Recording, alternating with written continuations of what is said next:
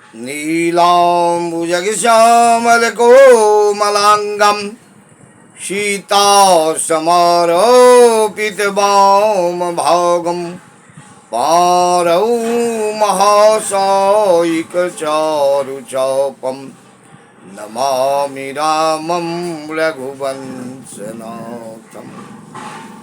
नमामि रामं रघुवंशनाथम्।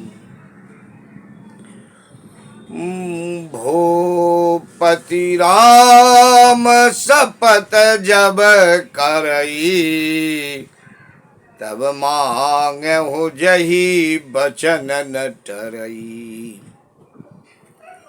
ये चौपाई गोस्वामी जी अयोध्या कांड के राम के वनवास की तैयारी हो रही है। अब वो धीरे धीरे कल सुबह में राज्याभिषेक होगा राम का। सभी नगर के जनता प्रजा उत्सव मना रहे हैं, ढोल नगाड़े बाज रहे हैं, तोरण सजा रहे हैं, नगर को सजाया जा रहा है। और देवताओं से यह राज्याभिषेक बर्दाश्त नहीं हुआ। सबों ने मिल कर के ऐसी रचना रच दिए जो भगवान को राज्याभिषेक के बदले सुबह में राज्याभिषेक क्या होगा, रात में ही ऐसी रचना रची जाएगी जो भगवान वनवास को सवेरे चले जाएंगे। ये सभी देवताओं ने मिल कर के ये रचना रची थी। अगर राम राज्याभिषेक में लिप्त हो जाते, राज्य में लिप्त हो जाते, तो जितने ऋषि मुनि महात्मा तपस्या में लगे हुए थे, राक्षसों के द्वारा सताए जा रहे थे, जंगल में तपस्या कर रहे थे, राक्षस लोग जो सता रहे थे, ऐसे राक्षसों का वध किसी से संभव ही नहीं था। रावण का उद्धार संभव ही नहीं था। रावण तो अपने आप को घोषित कर दिया था, उनकी मृत्यु ही नहीं होगी। सब के सब अनाथ हो जाते और भगवान का अवतार हुआ था। विप्रधेनु सुर संत हित लिन्ह मनुज अवतार। संत सज्जनों को जब सताया जाता है तभी भगवान का अवतार इस धरती पर होता है। तो ये तो त्रेता की बात है।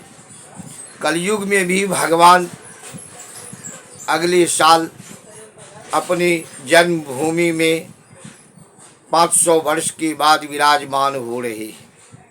फिर ऐसे लगता है कलयुग में भी भगवान अवतार लिए हैं, भगवान का प्रादुर्भाव हो रहा है। तो ये समय त्रेता की थी। सरस्वती से सबों ने प्रेरित किया। सरस्वती भी कैकेयी को प्रेरित करने में विफल हो गई। सरस्वती नहीं मानी इस बात। सरस्वती भी देखी जो हम कैकेयी की मति को फेर नहीं पाएंगे, चूंकि कैकेयी का राम के प्रति जो स्नेह था, प्रेम था, आस्था थी, इसको सरस्वती भी विफल हो गई थी। सरस्वती नहीं मानी इस बात को। राम के प्रति जो दृढ़ता थी कि माता कैकेयी की, इसमें सरस्वती भी विफल हो गए थे। तब उन्होंने किसी भी रानी का सबसे प्रिय होती है उसकी दासी। तो कैकेयी की जो दासी थी मंथरा, उस दासी को प्रेरित की थी, उसकी मति को, उसकी बुद्धि को प्रेरित की थी माता सरस्वती। तो मंथरा कहती है, ये प्रसंग है अयोध्या कांड में, जो कल राज्याभिषेक होगा और देवी देवता सब विघ्न मना रहे हैं। रात में अगर इसमें कोई हेरा फेरी नहीं होगी तो राम का राज्याभिषेक हो जाएगा, तो फिर ये सब देवताओं का काम सब अधूरे रह जाएंगे, हो ही नहीं पाएगा। इसलिए रातों रात ये रचना रची गई।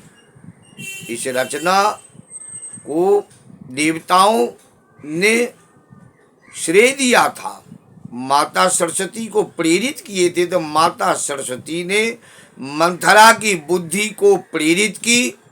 वो कुटिल मत की थी ही, उसको प्रेरित कर दी, और प्रेरित करके यहाँ तक कि जब मंथरा ने इस प्रसंग को चर्चा करती थी तो माता कैकेयी कहती तुम्हारी जीभ कटवा देंगे, और इस जन्म में या अन्य जन्मों में जब जब इस धरती पर माता के रूप में जन्म लूं तो राम सीता जैसी पतोहू बेटा बहू हो, ये माता कैकेयी भी कहती थी।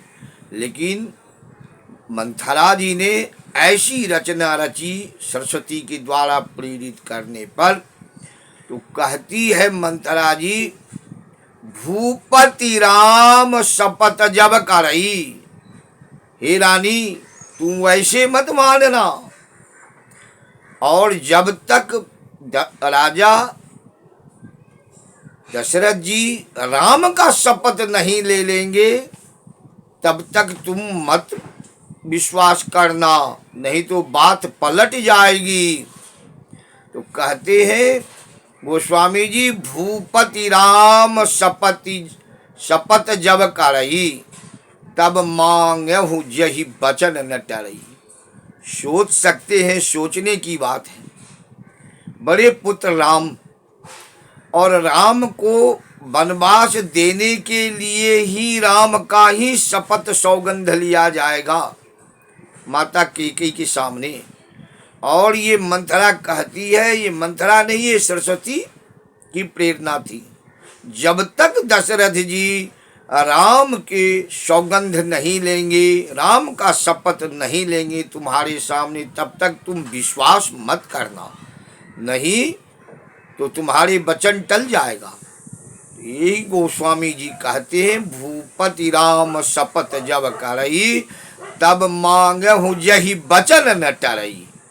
अर्थात ये विश्वास हो गया था, जो अगर दशरथ जी राम के शपथ ले लेंगे तो चाहे सूर्य चंद्रमा अपनी दिशा बदल दे, दुनिया अपनी दिशा बदल दे, कुछ भी हो जाए, वो वचन टल नहीं सकता है। इसलिए मंथरा जी कैकेयी से कहती है, जो दशरथ जी जब राम का सौगंध ले लेंगे, राम का शपथ ले लेंगे, तभी तुम विश्वास करना, तभी तुम अपनी बात को रखना।